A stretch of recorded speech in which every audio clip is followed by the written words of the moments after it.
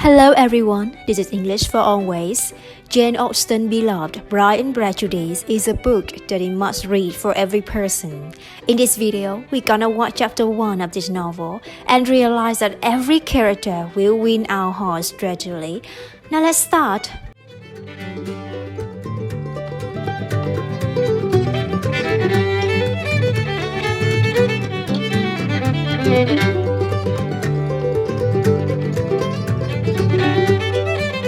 Chapter 1 The Bennet's New Neighbor. It is a just well known to all the world that an unmarried man in possession of a large fortune must be in need of a wife. And when such a man moves into a neighborhood, even if nothing is known about his feelings or opinions, the truth is so clear to the surrounding families that they think of him immediately as the future husband of one or other of their daughters. "My dear Mr. Bennet," said Mrs. Bennet to her husband one day, "have you heard that someone is going to rent Netherfield Park at last?" "No, Mrs. Bennet, I haven't," said her husband. "Do you want to know who is renting it?" cried Mrs. Bennet impatiently. "You want to tell me, and I don't mind listening." Mrs. Bennet needed no further encouragement. "Well, my dear, I hear that he is a very rich young man from the north of England. It seems he came to see Netherfield on Monday and was so delighted with it that he arranged to rent it at once. Of course, it is the finest house in the area with the largest gardens. His servant will be here by the end of the week, and he will be arriving soon afterwards." "What is his name?" asked Mr. Bennet. "Bingley. Is he married or single?" "Oh, single, my dear, of course. A single man of a large fortune. He has an income of £4,000 or £5,000 a year. How wonderful for our girls!" "Why, how can it affect them?" Mr. Bennet asked. "My dear Mr. Bennet," she replied, "how can you be so annoying? You must realize I'm thinking of his marrying one of our daughters." "Is that his purpose in coming to the area?" "His purpose? No, of course not. But it's very likely that he'll fall in love with one of them.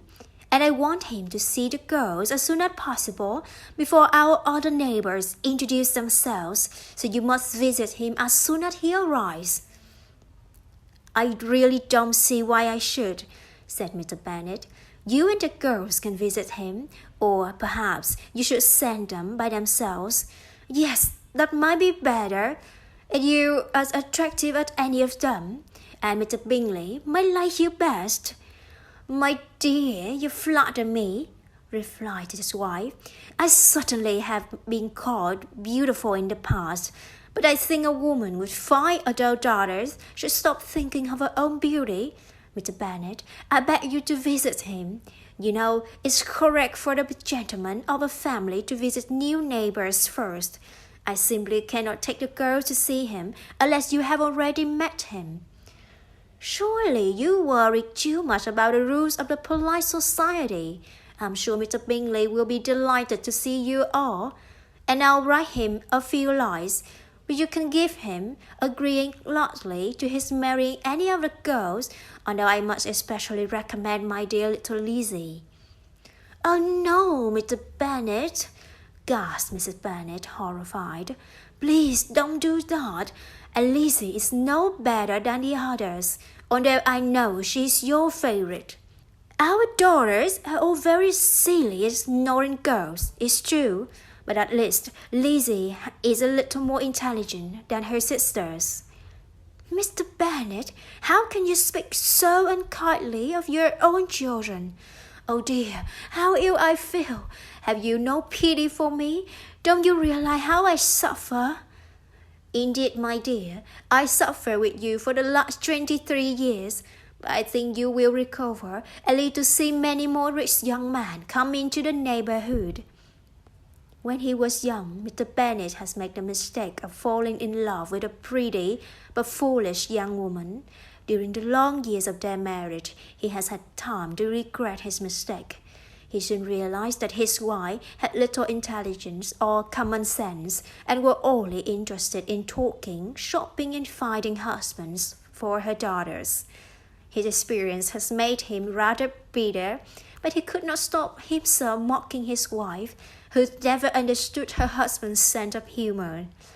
So when, a week later, Mrs. Bennet discovered that her husband had in fact visited Mr. Bingley at Netherfield, she was bright and very pleased, but she and her daughters tried in vain to persuade Mr. Bennet to describe the wealthy stranger, and in the end they had to rely on another neighbour's description. "He sounds wonderful, mamma," cried Lydia, the youngest and noisiest of the sisters. "Charlotte Lucas's father has been to see him and says he's quite young, very handsome, and extremely charming, and even better, he loves dancing. Everybody knows that means he's very likely to fall in love." As politeness required, Mr. Bingley came to visit Mr. Bennet a few days later. He was not, however, fortunate enough to see the Bennet girls, who were hiding behind the curtains in an upstairs room in order to catch the sight of the handsome stranger.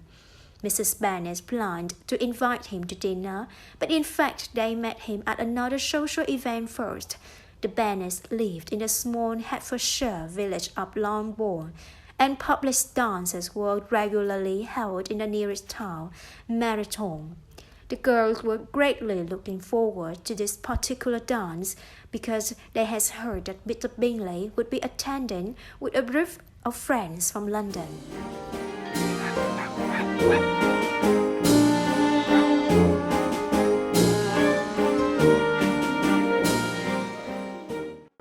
On the night of the dance, all eye was on Mr. Bingley as he entered the room. He has brought his two sisters, with the husband of the elder, Mr. Hurst, and another young man, Mr. Darcy.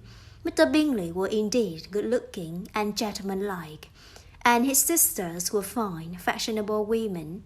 However, everybody was soon talking about Mr. Darcy, a tall, handsome man, who, it was said, had an income of £10,000 a year. The lady in the room gazed at him in admiration for about half the evening, until they became aware of his constant frown and his unwillingness to talk or dance.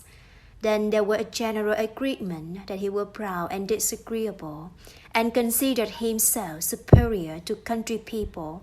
Mr. Bingley, on the other hand, made himself popular with the ladies by dancing every dance and talking to everybody. As there were not as many gentlemen as ladies, Elizabeth Bennet did not have a partner for one of the dances, and was sitting watching the dancing. Mr. Darcy was standing near her, and when Mr. Bingley came up to speak to his friend, Elizabeth could not avoid hearing their conversation. "Come, Darcy," said Bingley, "I hate to see you looking so cross.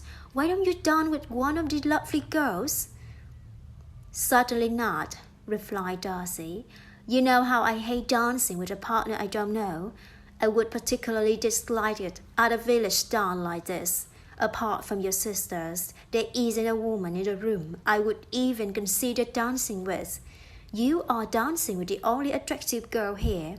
He was looking at Mrs. Bennet's eldest daughter, Jane, who was waiting for Bingley to join her for the next dance. "Oh yes, she's the most beautiful creature I ever seen. But just behind you is one of her sisters. She's very pretty, and I'm sure she's very pleasant. My partner could introduce you." "Who do you mean?" And Darcy turned to look at Elizabeth for a moment. "No," he said coldly. "She's not attractive enough to tempt me. Go back to your partner, Bingley." This conversation did not endear Mr. Darcy to Elizabeth, but she told the story very cheerfully and amusingly to her friends. The evening passed very happily for everybody else, and Mrs. Bennet was delighted with the effect her eldest daughter had had on Mr. Bingley. "He danced with Jane twice," she told her husband later. He's danced with all the others only once, and he really is so handsome. But his friend, Mr. Darcy, was so rude to poor Elizabeth. Luckily, she doesn't care. She wouldn't want to please him. Such a horrible, proud man. I simply hate him." When Jane and Elizabeth were alone, they discussed their dancing partners.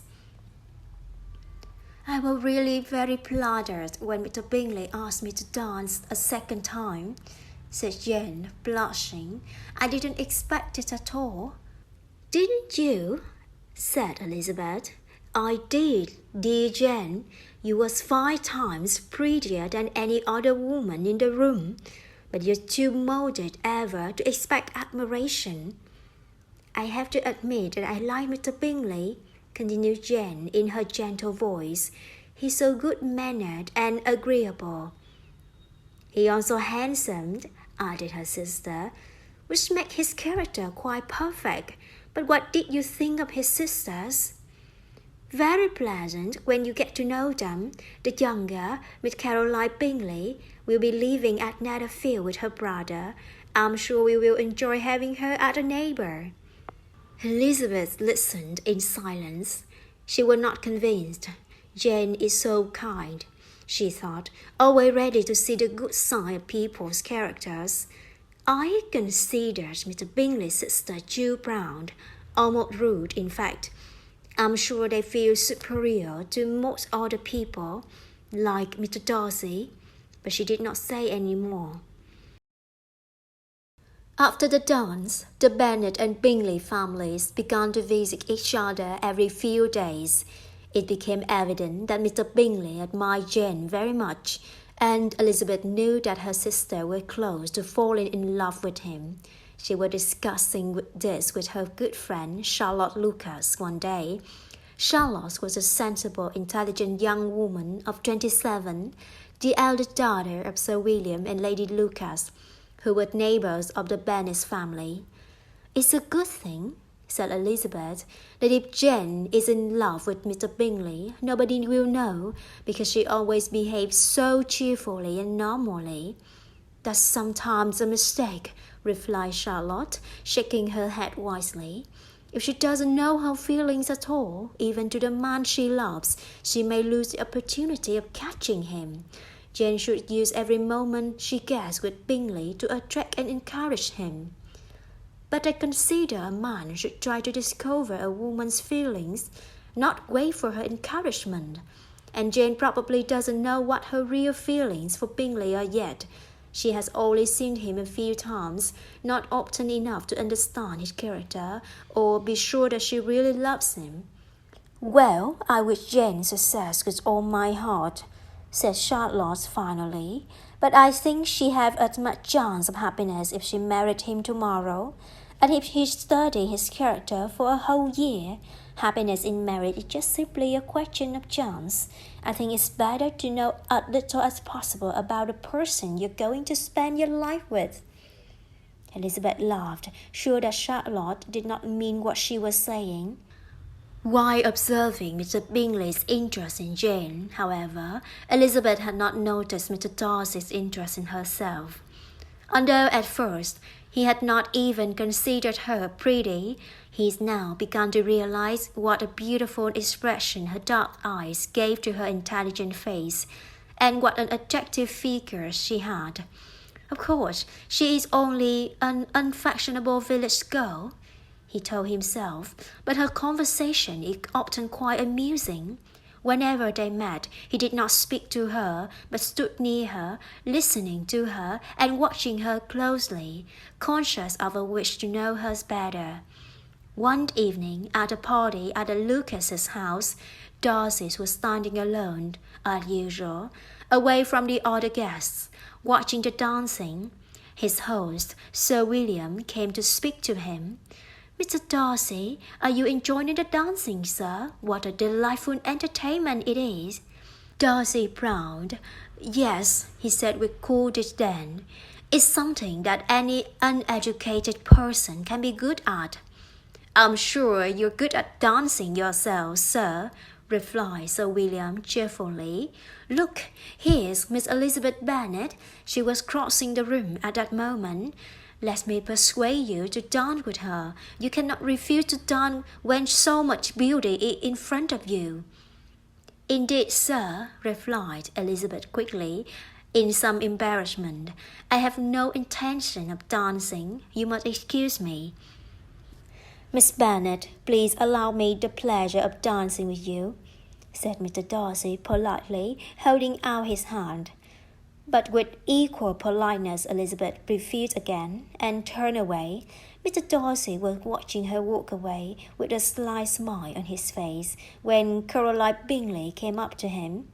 Mr. Darcy, she said, I'm sure I know what you're thinking. How boring all these silly little country people are. Not at all, Miss Bingley. In fact, I was just thinking what pleasure a pair of fine eyes can give. Really? And who do these fine eyes belong to, may I ask? Miss Elizabeth Bennet. Well, let me be the first to congratulate you, Mr. Darcy. When will the wedding be? Ah, that's what I expected you to say. A lady imagination jumps from admiration to love to marriage in a moment. Well, of course, when you're married, you will often have her charming mother and sisters to stay. How delightful for you. And Miss Bingley, seeing that Darcy remained calm, continued to mock the Bennet family as amusingly as she could.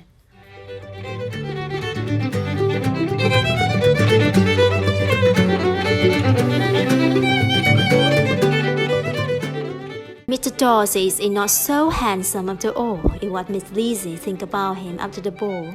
What will happen next? Will Miss Lizzie change her point of view towards him? Let's wait until the next video to find out. Please give me a like, a share and a subscribe for my channel. Thank you a lot and goodbye!